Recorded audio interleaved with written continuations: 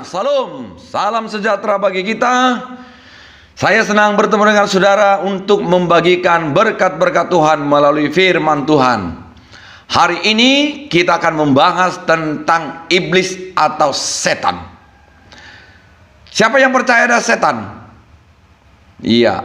Siapa yang percaya ada iblis? Bapak Ibu, iblis, setan, hantu itu adalah roh jahat yang mencoba daripada manusia itu. Tapi saya mau katakan kepada saudara, roh yang ada pada kita jauh lebih besar daripada roh-roh yang ada di dunia ini. Puji Tuhan. Bapak Ibu Saudara, hari ini kita akan membahas tentang bagaimana Yesus dicobai. Ya, yang mencobai siapa? Iblis. Ayo, siapa yang pernah lihat iblis? Ya, kalau saudara pernah berbicara tentang iblis, maka wajah yang saudara bayangkan, ya hidungnya mancung, ya matanya lebar keluar, kemudian rambutnya itu panjang, kemudian rambutnya itu juga ya compang-camping, kemudian mulutnya lebar. Ya, itu namanya Anda bayangkan iblis. Tapi hari ini kita akan membahas bagaimana tingkah laku si iblis bisa mencobai daripada Yesus. Ya, perhatikan Bapak Ibu Saudara, Yesus saja dicobai oleh iblis. Bilang sama kiri kananmu, Yesus saja dicobai, apalagi lu. Puji Tuhan. Ya, hati-hati Bapak Ibu Saudara, agar kita jangan mau dicobai oleh iblis. Haleluya. Nah, di Matius 4, ya kita mulai di ayat 1 ya sampai nanti ayat yang ke-11. Maka Yesus dibawa oleh roh ke padang gurun untuk dicobai iblis. Nah, kita perhatikan Bapak Ibu Saudara, Yesus saja ya oleh Roh Kudus, oleh Roh Allah dibawa ke padang gurun untuk apa? Dicobai. Kenapa dicobai? Nah, kita perhatikan Bapak Ibu Saudara. Ya, kita perhatikan di ayat 2. Ya, Bapak Ibu. Dan setelah berpuasa, ini dia. Ya. Ingat, iblis tahu keadaanmu. Amin. Ya. Dia mau ambil kesempatan ketika saudara lemah. Iblis mau memperalat saudara ketika saudara dalam keadaan lemah. Ketika saudara dalam keadaan susah. Ya, kita perhatikan di ayat yang kedua. Dan setelah berpuasa 40 hari dan 40 malam, akhirnya laparlah Yesus. Saudara yang dikasihi di dalam nama Tuhan, iblis tahu Yesus itu dalam keadaan lapar. Iblis tahu bahwasanya Yesus itu butuh makanan.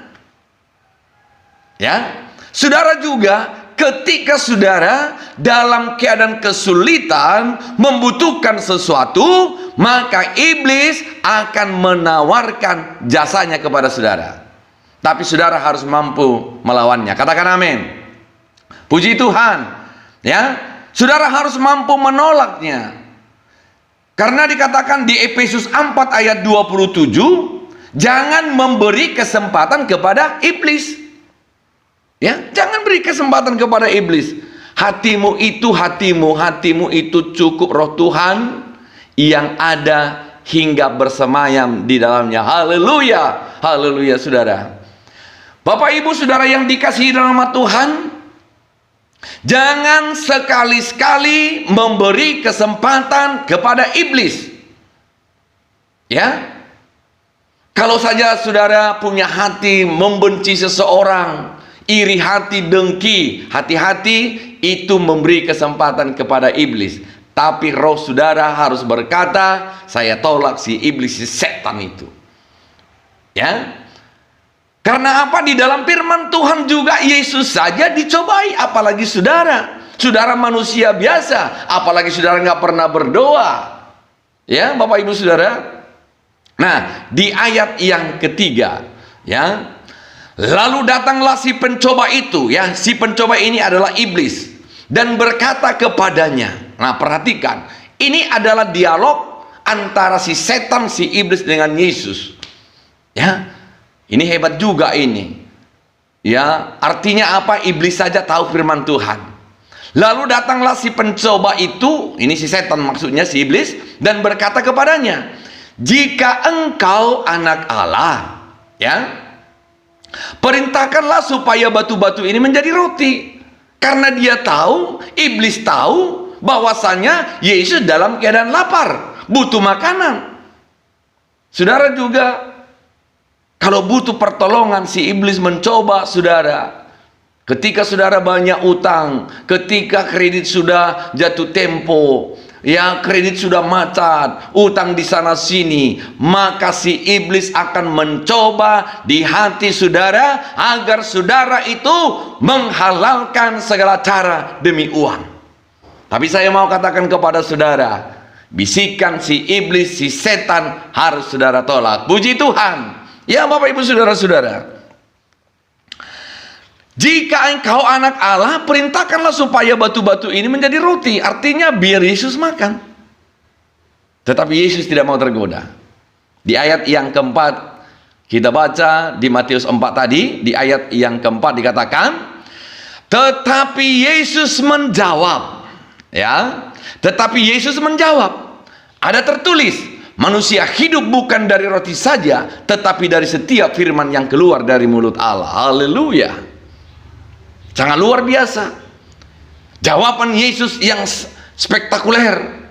Jawaban Yesus yang sangat hebat dan dahsyat. Ada tertulis, manusia hidup bukan dari roti saja, tetapi dari setiap firman yang keluar dari mulut Allah. Haleluya. Nah, jawaban ini membuat reaksi kepada iblis. Saya mau katakan kepada saudara, iblis tetap mencobai saudara. Iblis tetap mencari kesempatan kapan saudara boleh dibujuknya. Nah, kita lihat di ayat yang kelima. Kemudian iblis membawanya ke kota suci dan menempatkan dia di bubungan bait Allah. Coba saudara bayangkan, iblis saja ya mencobai Yesus, bukan ke tempat yang buruk, bukan tempat yang duniawi, tetapi iblis mencoba Yesus di bubungan bait Allah. Makanya tidak heran di gereja-gereja juga banyak setan, banyak iblis, banyak juga jemaat-jemaat yang sering ngoceh terhadap firman, ngoceh kepada pelayanan, ngoceh kepada pendeta. Tetapi saya mau katakan kepada saudara, hargai hamba Tuhan, hargai firman Tuhan. Haleluya. Nah, kita lihat di ayat yang ke-6. Lalu berkata kepadanya, ya, jika engkau anak Allah, nah ini, jatuhkanlah dirimu ke bawah. Ini pencobaan ini. Yesus ingin mencoba, ya. Iblis ingin mencoba, ya. Saya mau katakan, iblis ingin mencoba ketuhanan daripada Yesus itu sendiri. Jika engkau anak Allah, jatuhkanlah dirimu ke bawah. Sebab ada tertulis mengenai engkau, ia akan memerintahkan malaikatnya, dan mereka akan menatang engkau di atas tangannya, supaya kakimu jangan terantuk kepada batu. Ini sebenarnya perkataan godaan daripada iblis kepada Yesus. Ya, ini berkhotbah pula ini iblis kepada Yesus. Ya, Bapak Ibu Saudara, jika engkau anak Allah, jatuhkanlah dirimu ke bawah, sebab ada tertulis mengenai engkau, ia akan memerintahkan malaikat-malaikatnya, dan mereka akan menatang engkau di atas tangannya, supaya kakimu jangan terantuk kepada batu. Ini sebenarnya pujian dari iblis kepada Yesus. Tapi lihat, Yesus tidak bangga dengan perkataan ini, walaupun dia dipuji, ya, karena dia tahu iblis hanya mencobanya. Puji Tuhan. Nah, kita lihat, Bapak Ibu saudara-saudara, ya, di ayat yang ke-8, ya, di ayat yang ke-8. Oh, kita mulai di ayat yang ke-7, ya. Yesus berkata kepadanya, ada pula tertulis, janganlah engkau mencobai Tuhan Allahmu. Ya, Yesus menyodorkan, jika engkau anak Allah, jatuhkanlah dirimu ke bawah, sebab ada tertulis mengenai engkau, ia akan memerintahkan malaikat-malaikatnya, dan mereka akan menatang engkau di atas tangannya, supaya kakimu jangan terantuk kepada batu. Tetapi Yesus berkata, ada pula tertulis, janganlah engkau mencobai Tuhan Allahmu. Puji Tuhan, luar biasa Bapak Ibu Saudara, luar biasa jawaban daripada Yesus terhadap si setan, si iblis. Ya, udah iblis, setan lagi, muka jelek lagi. Saudara. Nah, kita lihat di ayat yang ke-8. Artinya begini. Iblis tetap mengintai kapan Yesus lemah. Iblis tetap mengintai kapan saudara lemah. Makanya bentengi hidup saudara dengan firman.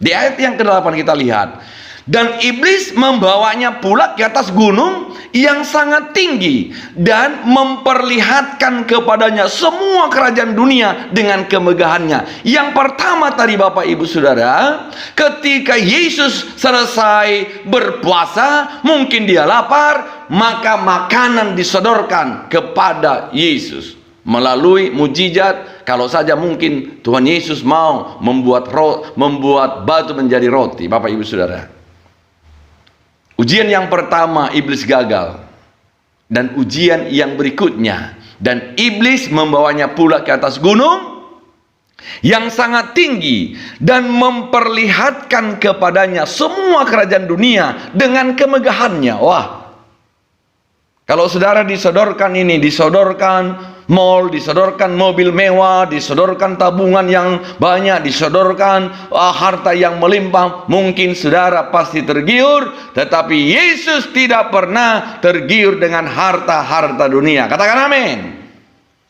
Di ayat yang ke-9 dikatakan Bapak Ibu Saudara, dan berkata kepadanya semua itu. Nah, perhatikan, iblis mampu dan mau memberikan harta dunia, mencobai daripada Yesus, dan berkata kepadanya, ini perkataan daripada iblis, semua itu akan kuberikan kepadamu jika engkau sujud menyembah aku.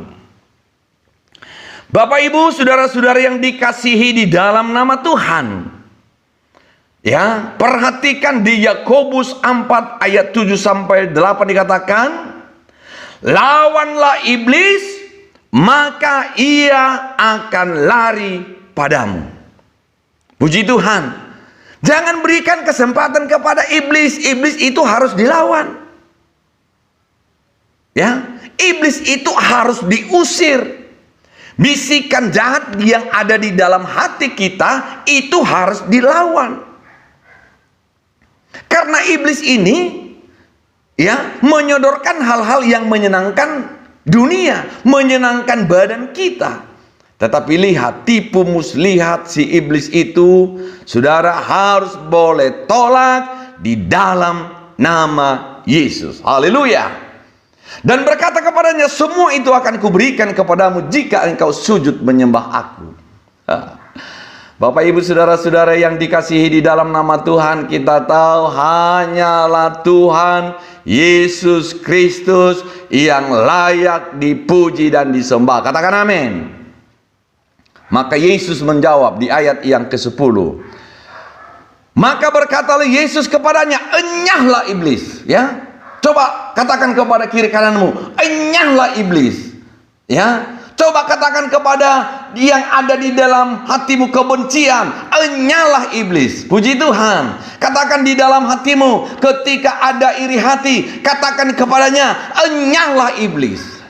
Ya Bapak Ibu Saudara, maka berkatalah Yesus kepadanya, kepada siapa? Iblis. Enyahlah iblis, sebab ada tertulis, engkau harus menyembah Tuhan Allahmu, dan hanya kepada Dia sajalah engkau berbakti. Puji Tuhan. Ya Bapak Ibu Saudara-saudara yang dikasihi di dalam nama Tuhan, ya, saudara harus tolak itu tipu muslihat daripada si iblis. Ya Bapak Ibu Saudara, bentengi hidup saudara. Di ayat yang ke-11, lalu iblis meninggalkan dia, dan lihatlah malaikat-malaikat datang melayani Yesus. Puji Tuhan.